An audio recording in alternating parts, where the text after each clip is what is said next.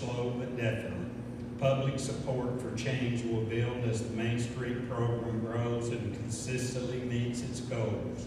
Change also means engaging in better business practices, altering ways of thinking, and improving the physical appearance of the commercial district. A carefully planned Main Street program will help shift public perceptions and practices to support and sustain the revitalization process. So this is our first step in the walk to changing the attitudes and getting things done.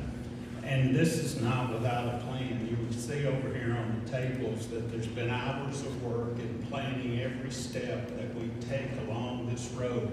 But we'll need everyone's help to help build on those plans and need your advice and your support.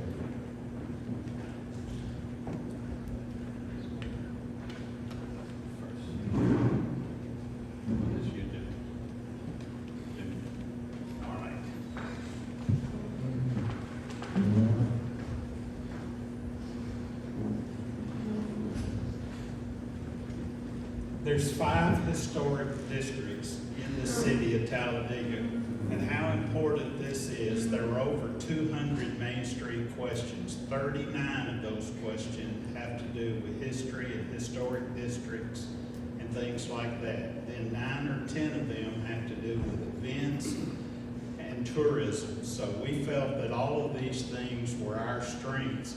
And even I didn't realize until we went into this that even North Street is a historic district. So that's one that had even gotten by me for years. But this is one of the main things about Main Street is our 5 historic districts. And this is the map of those. So as you can see, the main part of Main Street will be our historic square district that will add the north side of North Street and down Court Street also make up the primary Main Street district. But you can see there's history all around that core of the Main Street district.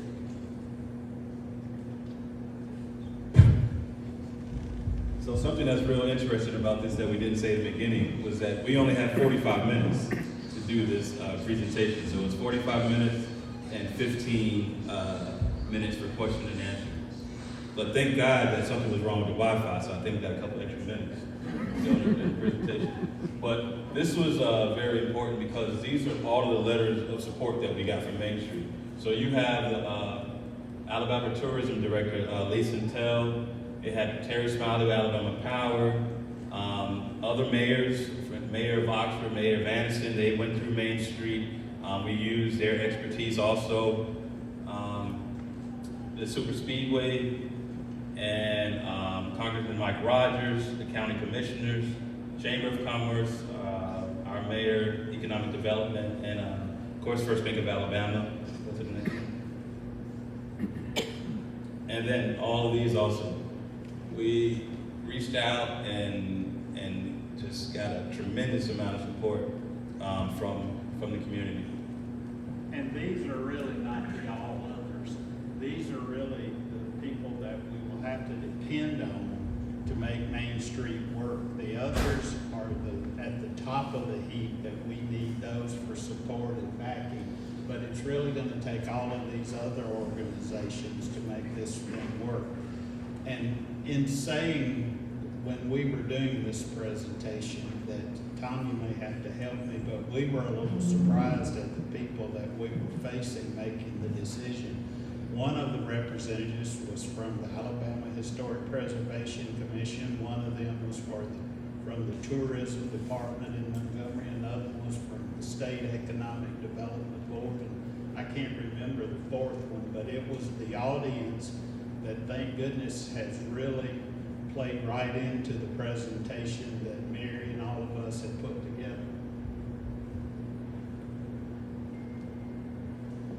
This is a list of 50-something tourism-worthy that we're building a website around. The website has gone out to some of y'all. We've had previews, and we're trying to get it ready to go live. We hope to have that today, but we still have a little bit more to do.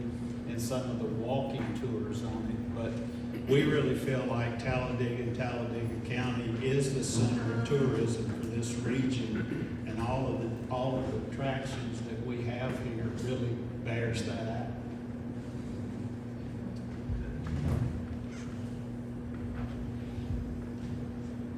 So keeping going with the regional tourism, here you have different efforts that I've tried to accomplish within the city. So we have the first picture, that's the CEO of Daytona. So we met, I've been to Daytona, and we've talked about now doing sister city agreements, and I'll go back again in August so that we'll be a sister city with Daytona. Daytona will promote Talladega Super Speedway. We will promote them, do buses that go back and forth, and that way we can get more fans here, more people directly into the city, spend more money in the city, then fix those potholes, right? Then you have, next was World Games, the CEO of the World Games.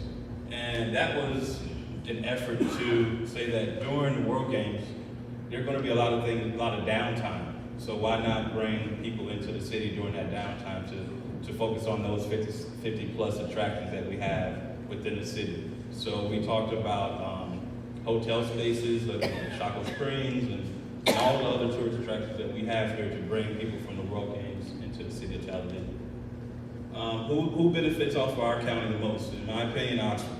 We have all of those attractions, but Oxford gets all the hotel money, right? And that's why Oxford continues to grow, because we have the attractions, they have the hotels.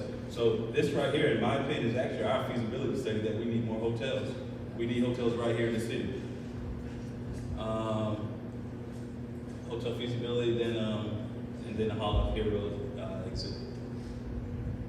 Out of this meeting with Oxford, then one of the things that came out of that, and it was Mayor Kraft that asked for this meeting with all of us and their vision of our company of regional tourism. And so currently there is a Hall of Heroes exhibition in the Martin-led Oxford Performing Arts Center that will be there through Veterans Day. That's one of the things that came out of this meeting. But this is some of the facts that Seddrick was talking about, how Oxford and Calhoun County benefits from us. This is actually from the State Tourism Commission here. So you can see now in Talladega County, there's 1,599 jobs in this county that's related to tourism and travel. That's compared to just over 1,000 in Calhoun County. The big number here is right now, travel and tourism generated in 2019, $104 million in this county. And even with all the hotels and everything that Oxford has, it generated $89 million. So I mean, this proves that we have the attractions and we have the funding base, that we just need to get more of those people into town, and as Seddrick said, have our hotels and things like that. So the future is bright for us in that. And then even in the impressions that came in this, we had 3,116,000 impressions, and Calhoun County had a little less than 3 million. So people are seeing it, and now it's starting to show.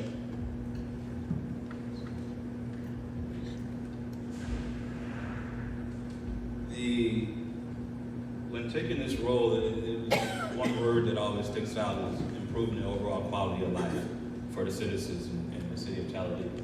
And working with the city council this year, we were able to give out over $700,000 in appropriations through a lot of organizations. Why do that? Well, me learning now in city government, everything takes 6 months to get done, or 3 months, or a bid, or something. It just takes forever to get something done. So why not push the money out into the organizations that are actually working and get it to the people that need it a little faster? Right now, we have another amount of funds that we're going to push out again for individuals that need help with prescriptions, utilities, rent, landlords that need money. So we're going to do that again through pushing out through these organizations. But again, it's improving the overall quality of life And I do thank the city council for approving those funds. That 700,000 was over $250,000 that went out into these organizations versus the prior year.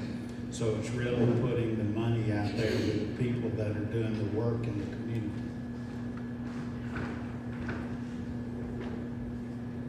And it took a lot of work on the part of the city council, along with the city clerk and in Mike O'Brien's office, but going through the Main Street application, there were things that in there that we needed that would help us advance this program. So this is a list of the things and ordinances that the city council pushed through. That's creating an entertainment district, the 2% lodging tax, and I'm going to explain this 2% lodging tax. That means that visitors are paying and funding most of the things that will happen with Main Street. It's a surprising number that in the city budget, the current lodging tax produces about $250,000 a year. And by doing this lodging tax, it's one of the qualifiers that you have to have and have it earmarked for tourism. It makes you eligible for state tourism grants, but you have to have this as a qualifier. So now we will turn that 25% basically is what this 2% will bring in about $50,000 a year that will be put toward tourism in Main Street and help build off of that.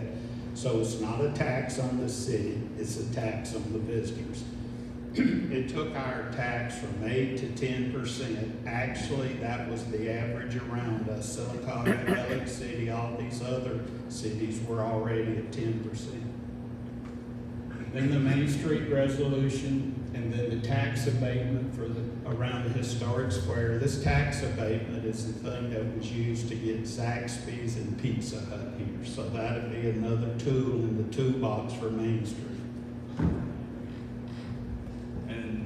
And with this incentive, we've also, since Main Street, we are working with a new car dealership now for the old Jim Brewer lot.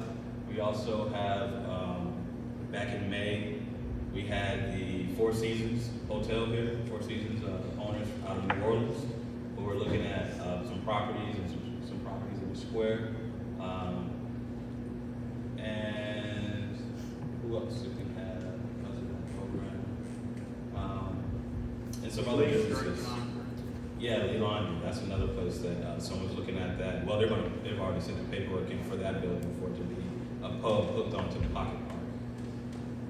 And you've probably seen, it was funny that this, the MOU with Shaquille O'Neal, that was still in the works, but now that's come to fruition now. So they'll be taking over the golf course and the East Side Head Start building for STEM Academy.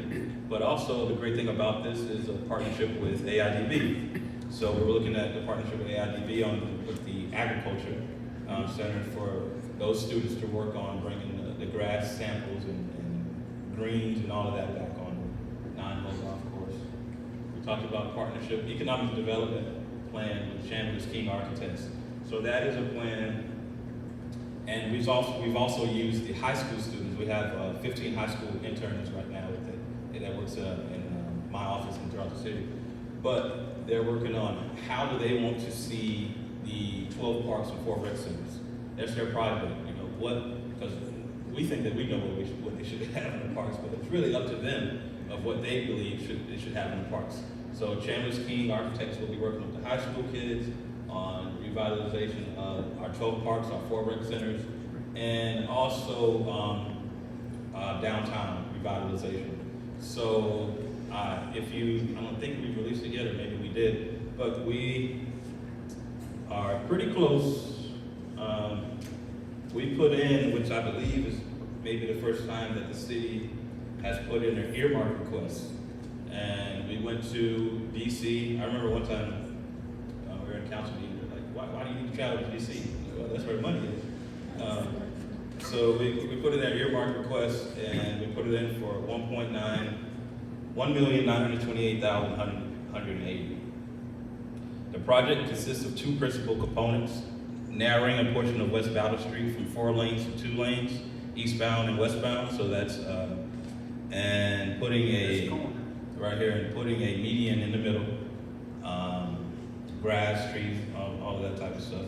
And then, constructing an ADA compliant pedestrian walkway from every point of AIDB's campus and the college's campus into downtown, so that every point that it's gonna be safe walking trails, talking signs, everything, so that it's a pedestrian-friendly, community.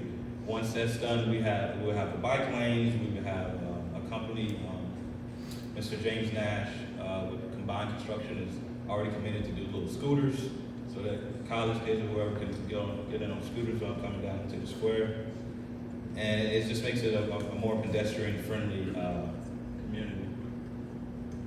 And all of this went through the city council without a single toe vote. So we owe the city council a lot for the work that they did, with the support that they put behind this initiative. So some of the successes, we're still doing, matching up to $10,000 for facade grants, throughout the square. Works have started on the Pocket Park. This is gonna be I think a beautiful area for people in the downtown area to have lunch or to just use it for whatever, capabilities. But in the back, you really can't see it. I should have brought that green space. In the middle of that green space, there's gonna be a large screen, TV, like 100 inch that comes out of the ground. So kids will be able to sit there and watch movies at night or watch sports games at night, and it's gonna be perfect with the Lee Laundry building now that we're gonna work with the people out from Four Seasons to do a pub there. So that's gonna be a perfect entertainment space. The chamber, you wanna talk about the chamber? Yeah, the chamber revitalization is a project that Dr. Patterson and Joe have been working on for a couple of years. And on this now, there's a sample of the roof that will be replaced on the chamber over here in the corner that actually will look just like what's there now, but it's made of metal and it looks like the tile. And this is one of 3 selections that we can put back there.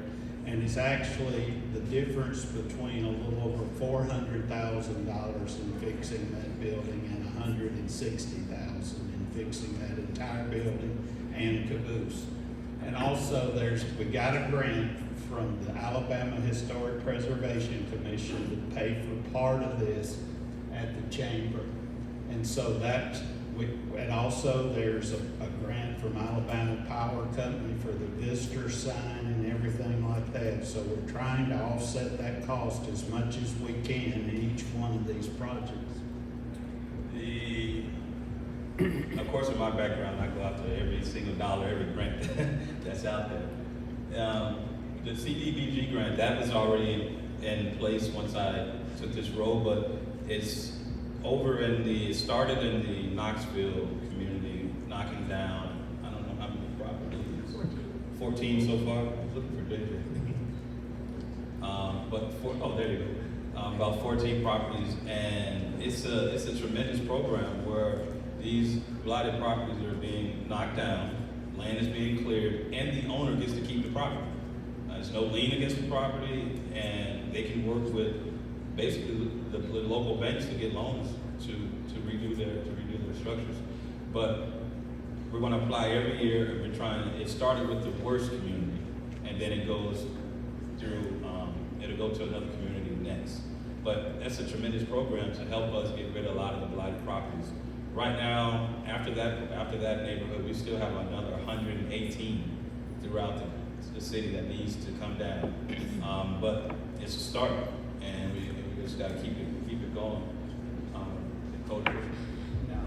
Just on the reinstating the Historic Preservation Commission, that's the wrong word now, under the zoning ordinance. And through the history of the old Historic Preservation Commission, it received a really bad reputation that in some cases was well earned. So what we have in place now is under the building inspector, then it's going to be fair to everyone. It goes by the design guidelines. What those design guidelines maintenance is just to provide ordinary maintenance. I mean, I don't think that's a high expectation for a property owner to just maintain the property.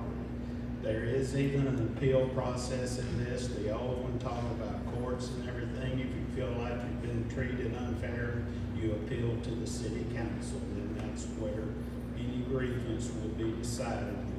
It's within the city council. So now the building inspector will treat everyone fairly, and it's all in writing what the expectations are. And then two of my favorite topics: code enforcement and unprecedented cleanup campaigns and recycling events. So it's very important for me, and I think I drive the staff crazy because I do these bus rides throughout the entire city, maybe once every 2 months. I start with gateways. I want to make sure that every single entry into the city is clean. No trash, no grass hanging over the curb. You know, we got edges, use them. You know, making sure that all of that is clean at every single entry point into the city. And then we hired more people for litter, making sure that it's Stephen J. White used to drive me crazy with litter going all the way down that road. So making sure that the litter is always cleaned up. We looked at areas of dumping sites. I can't recall how many we had, but it was a tremendous amount of dumping sites throughout the city where you see mattresses and you see TVs and all those things. So we partnered with GFL and we told them that we needed, I can't remember how many dumpsters, and we put them in with Hackey Mill. And we went through and picked up, I think it was about 17 loads of just trash and dump that was in those areas. And we put up signs, no dumping, and we closed those areas off so that people couldn't get back to those areas to continue dumping. There's something else we did. The cleanup campaigns. Can't think of it, the other ones, but hiring a new police chief. In the community, it's about economics. It's point blank economics. And when economics is not there, what brings that? Crime. And that's what it's based upon. So hiring a new police chief was very, very essential. I think she's gotten off to a tremendous start, and she's gotten off to a tremendous start because the first thing she came in with police officers was bringing in training on different areas that we just didn't have training in. And what drove me crazy one time, I just wondered, why do you see police back then and they're just sitting there and there's no speeding tickets? Well, we had no radars. So we got radar detectors ordered now. We're gonna put up signs and stop all these charges and all the speeding throughout the community. So making sure that the training is there. We get the radar detectors, we get the equipment that they need, get the laptops, we get the dash cam. All of those things will reduce crime. And we've partnered with CMP now. We're gonna send out a message next week that we're bringing in a different shot detection system. Shot goes off, camera with it, boom, it zooms right to where the shot went to. So we're gonna be testing that system at CMP. And we have all the other surrounding cities that's gonna come out also to look at the system. Now, my goal is, if all the other cities buy it, then we get a discount. That's my plan. Get all them to buy it, then we get the discount. We were told before we went to the interview that anyone that came was fair game for questions. Chief Thomas went with us, and she was asked questions, she answered the questions, and everyone that went with us was asked questions. I mean, so it wasn't just a few. Seddrick and I were just doing the dog and pony show, but everyone that went with us had to participate in that. And that was Chad, and that Mary, Chief Warwick, Chief Thomas, but every person that was there was part of the program, and that was them asking the question. And every one of them, we had no indication at all what the questions might be. So it wasn't fun, but it was rewarding, I guess you could say. Go to the next one.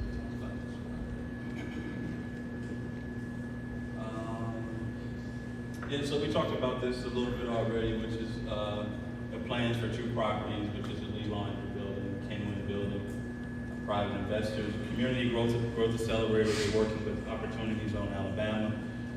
In November, they'll be able to release the how much they're going to put in new market tax credits, historic tax credits, all those type of things. And we have 3 projects within that Opportunity Zone Accelerator. One is the Purefoy Hotel, looking at that as a boutique hotel. What are the other 2 that's in there? One of them. And Dr. Massey serves on that committee also. Dr. Massey and I were on a conference call with them and came up about the Ritz, and one of the things in that is perhaps supply and find equipment for the Ritz so it could run first-run movies and things like that. So that's one of the things that they're looking for opportunities on. And as you said, the big thing in it is the old Pier 4 King Law Firm building, and it also has the old Parigi's Pizza building in it that they're looking for investors and uses and all for all of those. But the big thing in there that Dr. Massey has spoke to in this conference call was to equip the Ritz and modernize everything in there as far as the equipment is concerned. Yes, and we also have the new president of Talladega College that's also serving on that, and we're looking at the Parigi's building as a business incubator with through money through the EDA. And then lastly on here we started a Talk of Talladega TV show. And I think it's very, very important to recruit new business, of course, but the main point is retain also what we have, retaining the businesses here. So I've been going through and interviewing local business. We put it on this show, and it gets a lot of traction, just making sure that we thank the businesses that we do have and keeping those businesses here. Internally, we're running a list of the businesses that are here, how long they've been here. We're going to do a survey of what do they think they need to stay here, and it's a great process. I think I want to choose my favorites, but I mean John Allen Architects, that was just it was really, really good meeting him and interviewing him and knowing all the things that he's done, and he's committed now to investing in the square. One of the major projects that's going to be, I think, pretty good for us is we're working it's a tire shop down right before you enter the campus of the college. And we're going to put in an offer on that building to purchase it and knock it down. We have a 85% sure right now commitment to get the John Lewis statue moved here and put on that corner and going into the entrance of Talladega College. So I think that's going to be a great project. John and his wife, John Allen and his wife, the funding for that project. And then you have, go back to this 1 second, you have the best president of a local bank that I know of, Chad, right?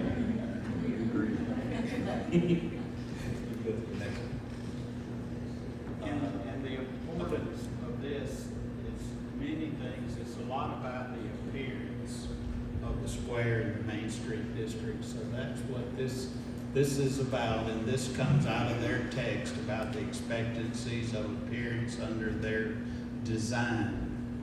So these are the things that you can already see some changes being made in the banners and working and cleaning up the parking lots and things like that. So it's a lot about appearance and being clean and being presentable to our citizens, but to visitors also. And then we have Miss April in this picture. We didn't get your permission, but you're one of the new business owners, so we put you in. And if you haven't seen that business, it's incredible. This is when we've had some questions about cost and what's Main Street going to cost and things like that. And as we said, we've looked for ways around grants and things like that about how we will fund the director's job. And this is another one where the plan is to put the Main Street office in